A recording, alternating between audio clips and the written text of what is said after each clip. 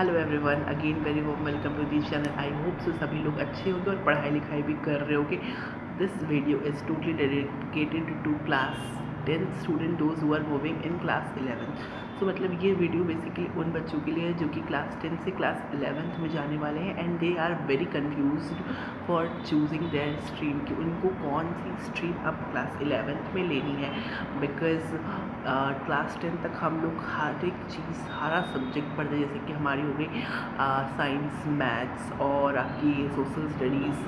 Okay, तो ये तीनों सब्जेक्ट हम पढ़ते हैं। बट आफ्टर क्लास 10 एक बहुत बड़ा क्वेश्चन आ जाता है सामने हमारे कि which stream we have to choose right now. Because after class 10 हम लोग सब कुछ नहीं पढ़ सकते, सिलेबस बहुत वास्ट हो जाता है after class 10।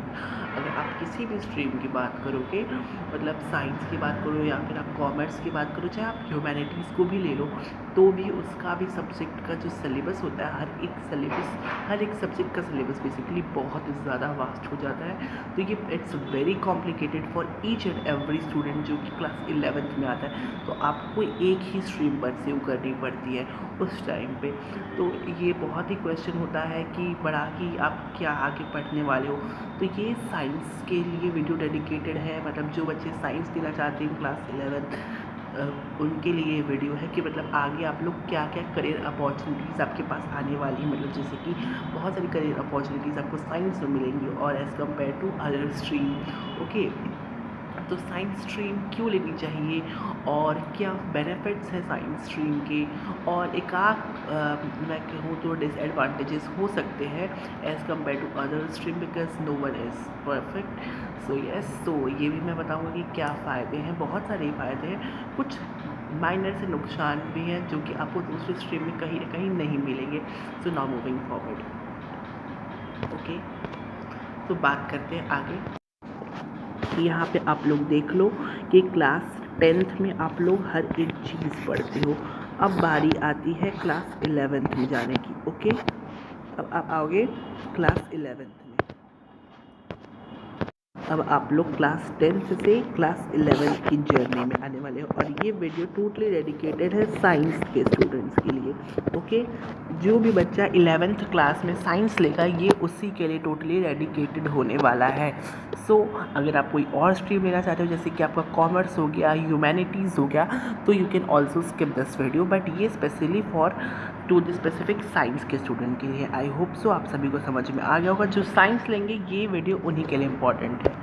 Now moving forward, यहाँ पे आप लोग समझो कि यहाँ पे आपकी जो साइंस होती है फर्दर दो अलग अलग सब्जेक्ट्स में डिवाइड होती है। पहला होता है आपका PCM, फिज़िक्स केमिस्ट्री मैथमेटिक्स। दूसरा होता है PCB which is physics chemistry biology. तो फिज़िक्स केमिस्ट्री मैथ्स वो लोग लेते हैं जिनको इंजीनियरिंग करनी है, और जो बायोलॉजी होती है वो डॉक्टर जो कि मेडिकल लाइन में जाना चाहते हैं, फार्मासिस्ट बनना चाहते हैं, डायग्नोसिस्ट करना चाहते हैं, लैब टेक्नीशियन बनना चाहते हैं, और उसके बाद ये आपका BDS करना चाहते हैं, डेंटिस्ट बनना चाहते हैं, कोई भी किसी भी चीज़ के डॉक्टर बनना चाहते हो। और अगर आप चाहो तो वेटनरी में भी आप अपना क्लिनिक भी खोल सकते हो PCB के बाद, पढ़ाई करने के बाद फर्दर। ओके, उसके बाद अगर आप मैथ्स की बात करो और आगे तो आप BTech कर सकते हो। फिर उसके बाद बहुत सारे करियर अपॉर्चुनिटीज़ होते हैं जिसमें कि आप MTech कर सकते हो अपने अलग फील्ड्स में। ओके, उसके बाद आप कंप्यूटर साइंस में आप BCA कर सकते हो, BSc CS कर सकते हो। ओके, तो अभी एक एक करके डिस्कस कर लेते हैं कि किसके क्या क्या फ़ायदे होते हैं साइंस स्ट्रीम के बाद।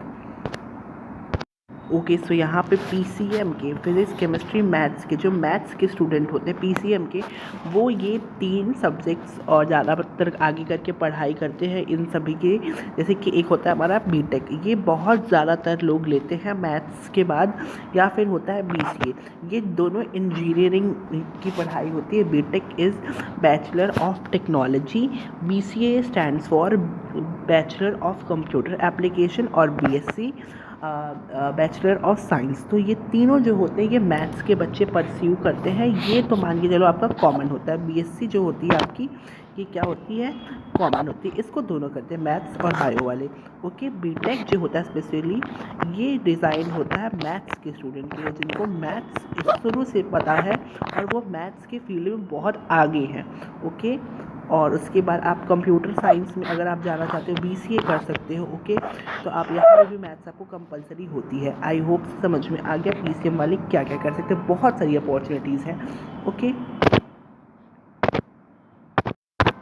ओके, सो अगर बात कर लेते हैं पीसीबी की, जो फिज़िक्स केमिस्ट्री बायो वाले बच्चे होते हैं वो क्या क्या कर सकते हैं। तो पहला तो इनका प्रायोरिटी होता है एमबीबीएस। एमबीबीएस क्या होता है बेसिकली, एमबीबीएस में आप डॉक्टर की डिग्री ले सकते हो। आप डॉक्टर के बारे में पढ़ते हो कि doctor, how to become a doctor, और आप कैसे डॉक्टर की पढ़ाई जो होती है बेसिकली वो आप 5 सालों में पढ़ाई करते हो इसके बारे में।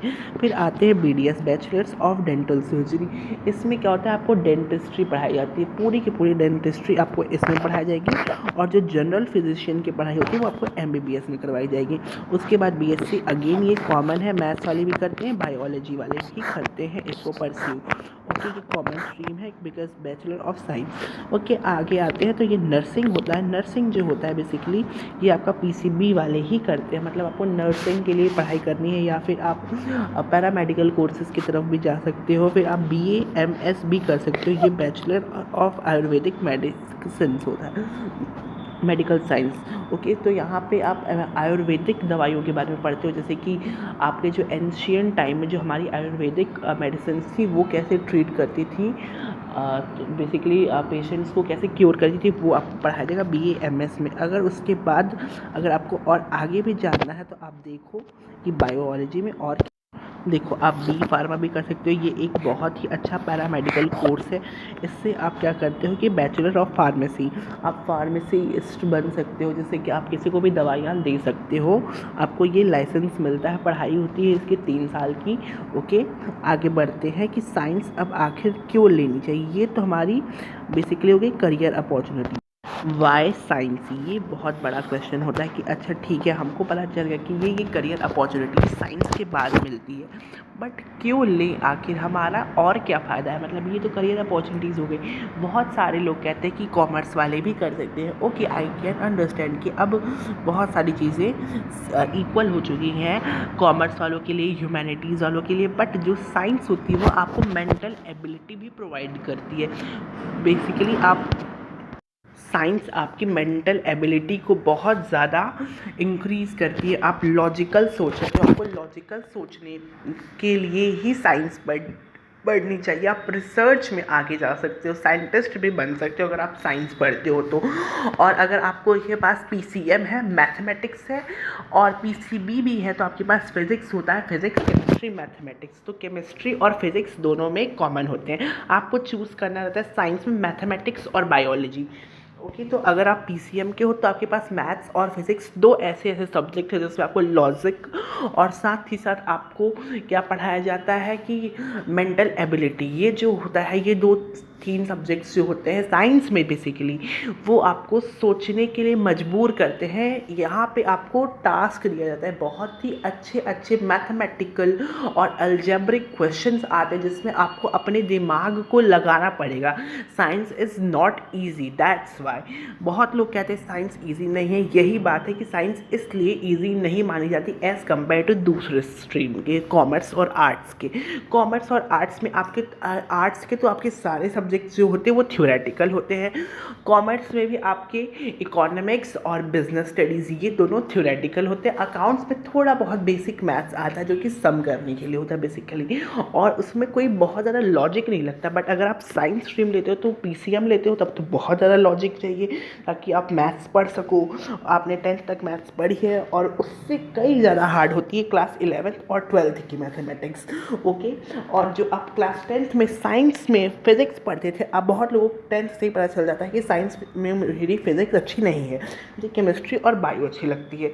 तो आप क्या करते हो, फिर आप बायोलॉजी ले लेते हो और फिज़िक्स को आप संभाल लेते हो एक तरीके से। तो फिज़िक्स में और मैथमेटिक्स में आपको दोनों में लॉजिक चाहिए होती है, लॉजिकल रीजनिंग आपकी अच्छी होनी चाहिए, आपको समझ में आना चाहिए। क्वेश्चन घुमा के पूछा जाता है फिजिक्स में, और मैथ्स में हमेशा डायरेक्ट क्वेश्चन आता ही नहीं है, कभी डायरेक्ट क्वेश्चन नहीं आता उठ के, आपको समझना पड़ता है, आपको थिंकिंग अपनी ब्रेन को यूज़ करना पड़ता है उस टाइम पे। तो आप अगर बायोलॉजी के भी हो तो डोंट वरी, फिर भी आपको लॉजिकली सोचना पड़ेगा फिजिक्स में, ओके। और अगर आप मैथ्स के हो तो आपको फिजिक्स और मैथ्स दोनों कहीं ना कहीं आपको के दिमाग को बहुत ही ज़्यादा यूज़फुल बनाएगा और लॉजिकल बनाएगा, जिससे कि आप अपनी लाइफ की प्रॉब्लम को भी सॉल्व कर सकते हो ईजीली।